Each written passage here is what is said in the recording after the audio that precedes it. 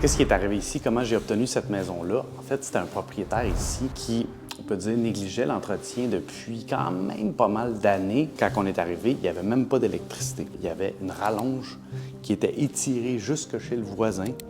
Puis il était branché chez le voisin pour faire fonctionner son frigidaire, sa télé puis son micro-ondes. Parce que le monsieur, tout ce qu'il mangeait, c'était des boîtes de jus de raisin puis des Michelinas dans son frigidaire. C'était à peu près tout ce qu'il y avait. Puis il y avait un sentier qui partait du salon, qui faisait tout le tour ici, puis qui allait jusqu'à sa demi-cuisine, en fait, qui restait ici. Son frère qui nous a appelés. Son frère, il a vu la situation, il a vu qui qu'on était. Il a probablement reçu une lettre ou il nous a vu sur Google, je suis pas certain. Mais il nous a appelés, puis il a dit, écoutez, mon frère est dans une situation assez précaire. Je pense qu'il a besoin d'aide. Puis c'est le monsieur, il commençait un peu à perdre là, sa tête. Pas sûr, les habiletés cognitives, il était encore là, mais bon, il était encore capable d'avoir une discussion et tout. Mais je pense qu'il se rendait pas compte, en fait, de la situation dans laquelle il était. Parce que la maison ici, là, c'était à moitié arraché. Écoute, il avait payé l'entrepreneur.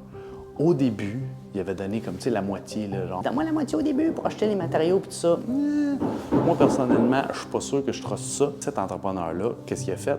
Il a arraché, il a pris l'argent, il est parti, il n'est jamais revenu. Fait que le monsieur, il était pris, je pense que c'était un affaire de 40-50 000 pièces qu'il avait donné. Il n'y avait plus de salle de bain, il n'y avait plus de plancher, c'était sur le plywood. La moitié de la cuisine était arrachée, puis le monsieur, il vivait là-dedans depuis un bon bout. Là. Je ne sais pas combien d'années, parce qu'il n'a pas voulu me le dire, ou il s'en rappelait pas, mais ça faisait longtemps qu'il vivait là-dedans. Là. Son frère nous a appelés, on est venu le rencontrer, puis on lui a expliqué comment ça fonctionnait.